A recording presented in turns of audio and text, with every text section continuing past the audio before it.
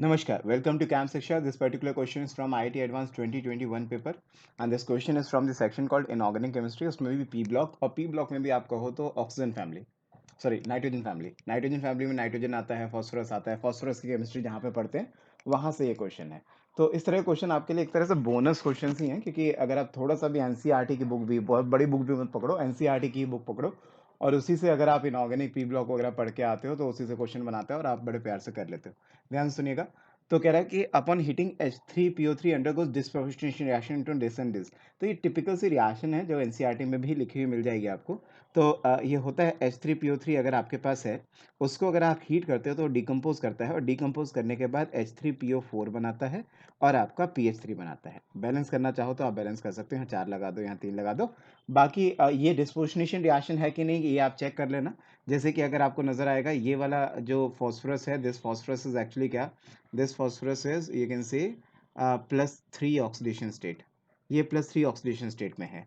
ये वाला फॉस्फोरस आपका +5 ऑक्सीडेशन स्टेट में है और ये वाला फॉस्फोरस -3 ऑक्सीडेशन स्टेट में है। तो आपको दिख रहा है यहाँ से यहाँ जाने में क्या हो रहा है, लॉस ऑफ इलेक्ट्रॉन हो रहा है, ये ऑक्सीडेशन हो रहा है। और यहाँ से यहाँ जाने में क्या हो रहा है, गेन ऑफ इलेक्ट्रॉन हो रहा है, तो ऑब्वियसली ये रिडक्शन हो रहा है। तो सिंस फॉस्फोरस का ही ऑक्सीडेशन, फॉस्फोरस का ही reduction, that's why you can say कि this reaction is disproportionation reaction. तो ये पर्टिकुलर रिएक्शन डिस्प्रोपोर्शनेशन रिएक्शन है। तो आपको इनफैक्ट ऐसा भी नहीं था कि आपको कुछ मेमोराइज करना था, उसने ऑलरेडी रिएक्शन भी आपको बताई दी है। H3PO3 से H3PO4 और PH3 बनाना है, रिएक्शन भी उसने दे दिया आपको। रिएक्शन भी वो आपसे एक्सपेक्ट नहीं कर रहा कि आप करो, बस वो ये पूछ रहा है कि होता है कि नहीं होता है, और होता भी है तो ये डिस्प्रोपोर्शनेशन कहलाएगा या नहीं कहलाएगा। ठीक है ना। तो ये होती है रिएक्शन और ऊपर से डिस्प्रोपोर्शनेशन कहलाती है कि नहीं वो आपको चेक करना पड़ेगा। ऑक्सीडेशन रिडक्शन दोनों ही हो रहे हैं सेम फॉस्फोरस एटम का, इसलिए ये डिस्प्रोपोर्शनेशन रिएक्शन कहलाएगा। तो ए ऑप्शन सही ऑप्शन है।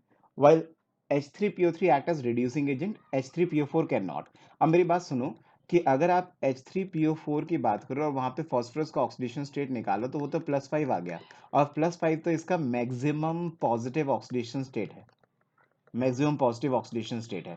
तो मतलब इससे ज़्यादा पॉजिटिव हो ही नहीं सकता, ये इससे ज़्यादा लॉस ऑफ इलेक्ट्रॉन नहीं कर सकता। अब आप इससे कहो कि और इलेक्ट्रॉन लॉस करे तो नहीं करेगा, और सिंस और इलेक्ट्रॉन लॉस नहीं करेगा तो अपना ऑक्सीडेशन नहीं करेगा। ठीक है, और ऑक्सीडेशन नहीं करेगा तो जब खुद का ऑक्सीडेशन नहीं होगा तो दूसरे के लिए रिड्यूसिंग एजेंट तो काम नहीं कर पाएगा। इसलिए ये बात सही लिखी हुई है, H3PO3 दूसरे के लिए रिड्यूसिंग एजेंट का काम नहीं कर सकता। बट H3PO3 जो आपके पास लिखा हुआ है, ये मैंने अभी अभी बताया कि इसकी ऑक्सीडेशन स्टेट क्या है, इसकी +3 है। अगर +3 ऑक्सीडेशन स्टेट में है तो फॉस्फोरस का मैक्सिमम पॉजिटिव ऑक्सीडेशन स्टेट क्या होता है, +5। तो मैक्सिमम पॉजिटिव ऑक्सीडेशन स्टेट पे तो वो जा ही सकता है ना, मतलब वो लॉस ऑफ इलेक्ट्रॉन अभी फर्दर और भी लॉस ऑफ इलेक्ट्रॉन कर सकता है।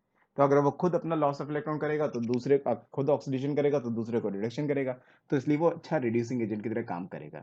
ठीक है, तो बी ऑप्शन भी हमारा सही लगता है। बी ऑप्शन भी सही है, रिड्यूसिंग एजेंट की तरह काम करेगा लेकिन दूसरा वाला नहीं करेगा, मतलब H3PO3 करेगा, H3PO4 नहीं करेगा। ठीक है। लास्ट जो आपसे H3PO3 का स्ट्रक्चर के बारे में क्वेश्चन कर रहा है, तो स्ट्रक्चर्स तो आपको आने चाहिए टिपिकल से कम H3PO4, H3PO3, H3PO2, इन तीनों के तो एटलीस्ट स्ट्रक्चर याद कर ही लेना। इसके ऊपर तो जेई बहुत बार सवाल पूछता है और ये तो बोनस क्वेश्चन है, ये तो आपको आना ही चाहिए। बड़े प्यार से क्वेश्चन सॉल्व होते हैं। तो बस इस तरह से मैंने स्ट्रक्चर बनाया। अब ये पूछ रहा है कि मोनोबेसिक है, मोनोबेसिक मतलब क्या, ये सिर्फ एक ही H+ आयन लूज करता है, तो कितने H+ आयन लिबरेट करता है। तो ऑक्सीजन से जुड़े हुए हाइड्रोजन लिबरेट होते हैं, मतलब यहाँ से हाइड्रोजन लिबरेट होगा, यहाँ से हाइड्रोजन लिबरेट होगा, ये वाला हाइड्रोजन लिबरेट नहीं होता है। तो अगर आप इसकी बात करोगे तो इसमें कितने हाइड्रोजन ये लिबरेट कर सकता है, 2 H+ आयन ये रिलीज कर सकता है। तो ये 2 H+ आयन लिबरेट करता है, रिलीज करता है, मोनोबेसिक नहीं है बल्कि डायबेसिक है। तो ये स्टेटमेंट गलत है। अगला स्टेटमेंट भी इसी स्ट्रक्चर के ऊपर है, कह रहा था hydrogen atom of pH bond in H3PO3 is non ionizable in water. तो यही तो मैंने बोला कि जब आप क्या करते हो, जब आप पानी के अंदर डालते हो, एक्वस मीडियम में डालते हो, तो यहाँ से टूटता है, यहाँ से टूटता है और ये हाइड्रोजन निकल जाते हैं। ये जो ऑक्सीजन से जुड़े हुए हाइड्रोजन से ये निकल जाते हैं, बट जो फॉस्फोरस से जुड़ा हुआ हाइड्रोजन है ये नहीं ब्रेक होता है, ये ब्रेक नहीं होता है। तो इसको देखोगे तो ये ब्रेक नहीं हो पाएगा।